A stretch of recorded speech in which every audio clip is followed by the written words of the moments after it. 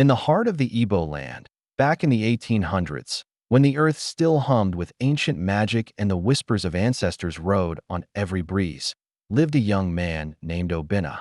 He wasn't just any man. He was a drummer, and his hands could make the spirits dance. His skin was the color of rich, dark earth, his build athletic from years of life in the village, and a small, faded scar marked his eyebrow, a forgotten story from his youth. He wore the red and white beads of his lineage with pride, a simple brown wrapper tied around his waist. But there was one drum Obinna was forbidden to touch, the Drum of Ozoemena. It sat in the village shrine, ancient and silent, carved from the wood of a sacred Irako tree that had seen 1,000 moons. The elders, like Matsi Uchenna, a man whose wisdom was as deep as the lines on his face, warned that the drum held a powerful, sorrowful spirit. Its name, Ozoemena, was a prayer. May it not happen again. The drum was played only to mourn a great tragedy, and its sound was said to call forth the spirit bound within it, a spirit of immense grief. One evening, as the sun bled amber and gold across the horizon, casting long shadows from the red clay huts, Obinna sat with his younger sister, Needy. Her gentle smile was a comfort, her heart-shaped face framed by short, curly hair tied with a simple red thread. "Brother," she said softly, her voice like the gentle rustle of leaves, "your rhythms are the heartbeat of our village. Why do you look so troubled?" Obinna stared towards the forest path leading to the shrine. "It's the silence, Needy. The drum of Ozoemena. It calls to me in my dreams. I feel a story trapped inside it, a rhythm that needs to be set free." Needy placed a gentle hand on his arm. "Some stories are meant to rest, Obinna. The elders know best." But the pull was too strong, a magnetic force Obinna could no longer ignore. That night, under a sliver of a moon that painted the world in shades of blue and silver, Obinna crept out of his hut. The air was cool and thick with the scent of damp earth and night-blooming flowers.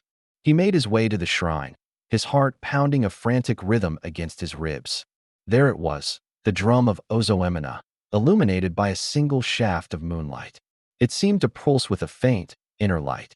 Hesitantly, he reached out, his fingers tracing the intricate carvings on its surface. He felt a jolt, a current of energy that vibrated up his arm. The whispers in his mind grew louder, a melody of sorrow and longing. Driven by an irresistible urge, Obinna raised his hands. The first strike was soft, a tentative question. The drum answered with a low, resonant hum that seemed to shake the very ground beneath him. The second strike was bolder, and the sound that erupted was a deep, mournful cry that echoed through the silent village. The air grew cold, and a thick mist began to swirl from the drum itself. From the mist, a figure began to form. It was tall and ethereal, a spirit glowing with an otherworldly light. His body was like shifting dark smoke, but his eyes were the color of molten bronze, and golden tribal marks adorned his face. Floating before him was the spectral image of the very drum Obinna was playing. This was Ozoemena, the spirit of the drum. He did not look angry, only profoundly sad. His voice was not a sound, but a feeling that resonated directly in Obinna's soul. "Why have you woken me, drummer? My rhythm is one of sorrow." Startled, but not afraid, Obinna lowered his hands. I felt your story. I felt your pain. I wanted to understand." The spirit's bronze eyes softened. "My story is one of a great loss, a village that vanished in a single night of fire and sorrow.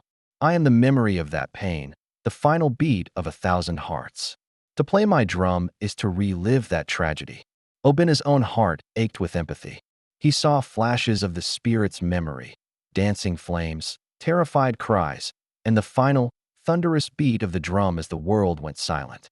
Suddenly, a calm but commanding voice cut through the mystical air. "The boy has done what was forbidden." Obinna turned to see Ebel, the seer woman, standing at the entrance of the shrine. Her mahogany skin was marked with white chalk patterns, her tight braids adorned with cowrie shells. She was wrapped in white cloth, her almond eyes seeing not just Obinna, but the spirit world he had just awakened. "You have trespassed, Obinna, but your heart is not malicious. The spirit is drawn to your pure rhythm." Ebel approached, her gaze fixed on the glowing spirit. "Ozoemena," she said, her voice filled with a strange reverence. "This drummer did not seek to cause pain, but to heal it. He heard your sorrow, and his music answered. She turned to Obinna. You have a gift, but it is a dangerous one. You can communicate with the spirits through your drumming. Ozoemena is not a curse. He is a guardian of memory. He needs not silence, but a new rhythm. A rhythm of healing. Under Ebel's guidance, Obinna learned to listen not just with his ears, but with his soul. He spent days by the moonlit river and in the quiet of the forest, learning to weave new rhythms. He learned to play the rhythm of the flowing water for peace, the rhythm of the sturdy baobab for strength, and the rhythm of the rising sun for hope. He wasn't just striking a drum, he was telling a new story. The day came for Obinna to face the drum again. The entire village gathered, including Matsi Yuchina, his face a mask of concern, and Needy, who watched with hopeful eyes. Obinna entered the shrine, his spirit calm. He greeted Ozoemena, who materialized from the mist, his bronze eyes watching intently. This time, Obinna did not play a song of sorrow. He began with a slow, gentle beat, the rhythm of a mother humming to her child. Then, he wove in the steady, strong rhythm of a warrior's heart. He added the joyful, quick-paced beat of a village festival. He was not ignoring the sorrow of Ozoemena. He was embracing it, surrounding it with all the other emotions that made up life: joy, courage, peace, and hope. As he played, a change came over the spirit. The deep sorrow in Ozoemena's eyes began to fade, replaced by a glimmer of acceptance, and then of peace. The dark, misty form solidified slightly, the golden marks on his face glowing brighter than ever. He was no longer just a vessel of grief. He was a complete story. With a final, powerful beat that resonated with hope, the spirit gave a slow, solemn nod. The spectral drum before him faded, and Ozoemena himself dissolved back into a gentle mist, which flowed back into the wooden drum, leaving behind a feeling of profound peace. The drum was no longer a vessel of forbidden sorrow, but a guardian of history, a symbol of resilience.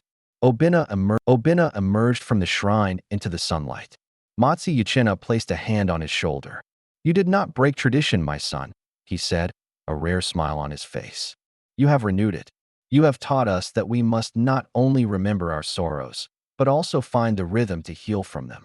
From that day on, Obinna became more than just a drummer. He was the village's storyteller, its healer, the keeper of rhythms. He understood that every beat held a story, and with the right rhythm, even the deepest wounds could be healed, and the most sorrowful spirits could finally find their peace. Thank you so much for joining us on this journey into the heart of Igbo tradition. If this story moved you, please give this video a like, and don't forget to subscribe and hit that notification bell so you won't miss our next tale. We'll see you in the next one.